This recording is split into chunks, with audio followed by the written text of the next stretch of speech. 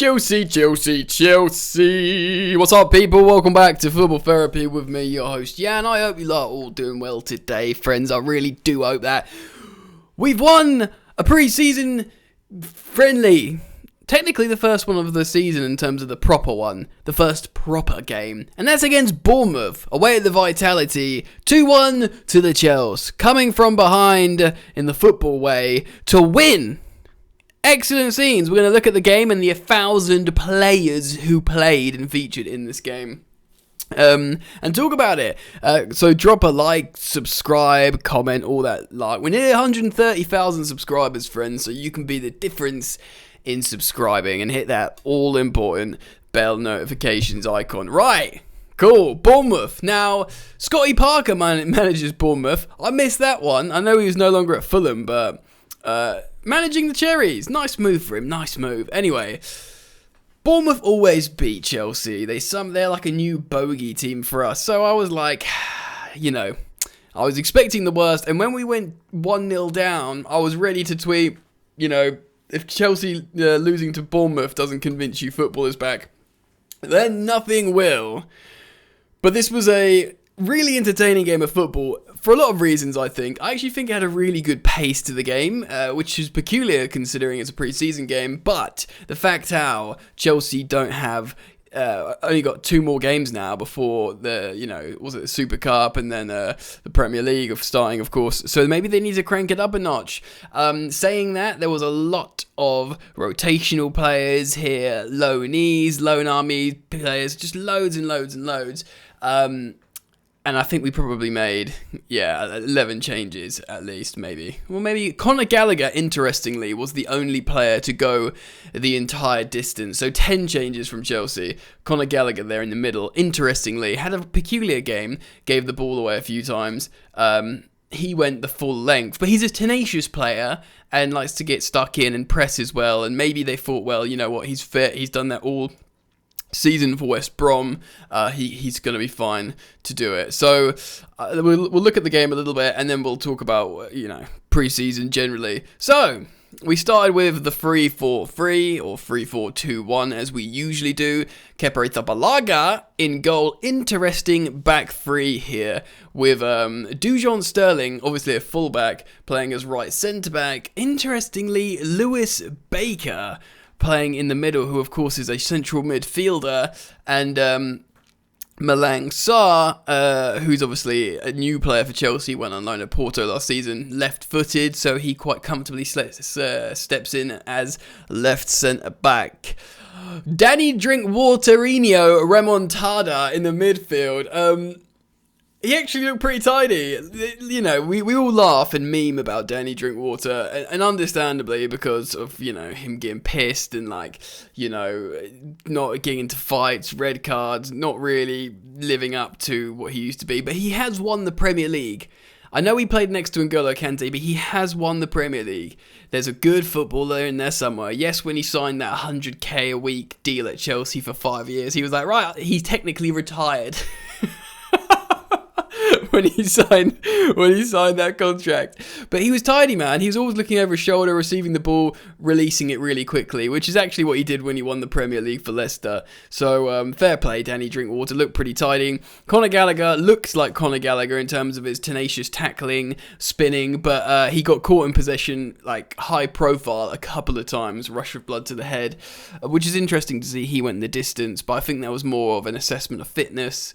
He's a very good player. At times he was playing as the sort of lone pivot, which is peculiar because he's like a number 10 really, but when you got Lewis Baker playing at centre back, anything can happen.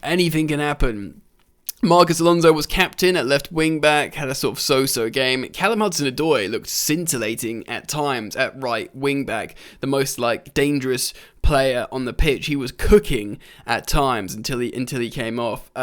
Really, really threatening with the ball at his feet going into the final third. So fair play. Christian Pulisic demonstrated some of his traits when he turns in the 18-yard box, just flips and turns.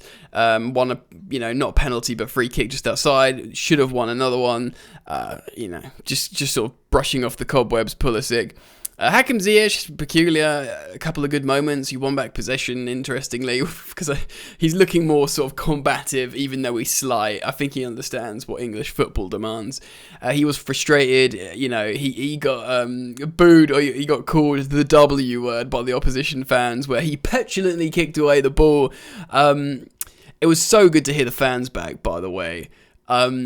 Chelsea fans were in magnificent voice at the Vitality Stadium, the away fans, singing all the songs, mainly Champions of Europe, we know what we are, over and over and over, which I expect nothing less from the Stamford Bridge faithful. What made me laugh a lot, actually, is when the Chelsea fans were singing, we've won it all, we've won it all, and then the Bournemouth fans replied by singing, we've won F-all, which is very funny.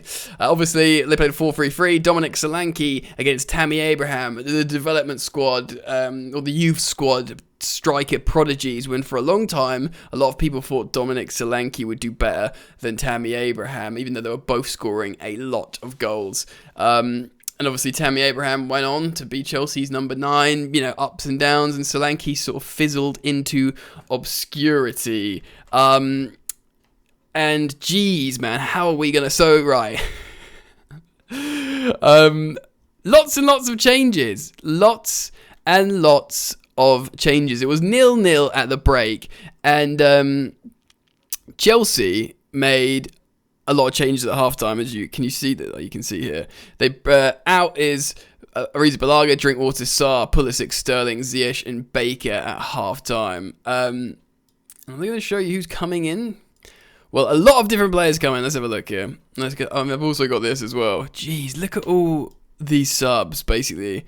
Crazy. Zappacosta came on. Barkley came on. Ruben Loftus-Cheek came on. So Barkley and Loftus-Cheek both played as number 8 next to Gallagher, who anchored in the second half. And it was actually a 3-5-2 with Tammy Abraham and Armando Broja, who came on, and then Tammy Abraham was then replaced by Ike Ugbo, who's obviously scored a lot of goals in Belgium on loan. Clark Salter came on. It says Nathaniel Chalobah, but it was definitely Trevor Chalobah, which is weird here. Rahman came on, who got an assist. Matt Miazga played in the right centre-back. So then you've got the 3 centre-backs became Clark Salter, Matt Miazga, and Trevor Chalobah. I think Trevor Chalobah and Clark Salter were particularly impressive. Baba Rahman looked pretty good at left wing back. Zappacosta didn't do much at right wing back. And then you got Ross Barkley and Ruben. Ruben looks pretty good. We know what he can do. Ultimately we got 2 goals after going down. Oh God. Let me just move this. After conceding to Emiliano Marcondes in the 66th minute, 1-0 up, and you're thinking, here we bloody go. Why has it said Matt Miazga has scored? There's so much wrong with this. Armando Broja scored on the 72nd minute, and 4 minutes later, Ike Ugbo scored off a free header from a corner. And I want to talk about, and that's very, very good, it's poor marking, but I want to talk about Armando Broja, because he was very, very, very impressive. His hold-up play, his link-up play, his pressing, his closing down, exactly what you want from a striker, just playing the percentages, running in, getting the ball, snapping at people. Granted, it's easier when you've come off the bench and you've got a little bit of energy, but he looked really, really good. 10 goals in 30 appearances for Vitesse last season. Probably not all starts, so generally a relatively good return for a teenager on loan in Holland. Have I lost focus? Very impressive from Armando Broja, and I'm wondering if he will be kept around. A good championship loan would be absolutely fine. Who knows? Maybe even I don't know if a Premier League team would come in for him, but it makes you think, should he be kept around to train with Tuchel as like a third striker for cup games or something? Maybe he's that good, I don't know, especially because we are low on strikers, my friends. But in terms of other good performances, it's a shame Gallagher looks like himself, but he just had moments of errors. I think Clark Salter played well. I think Trevor Chalobah played well.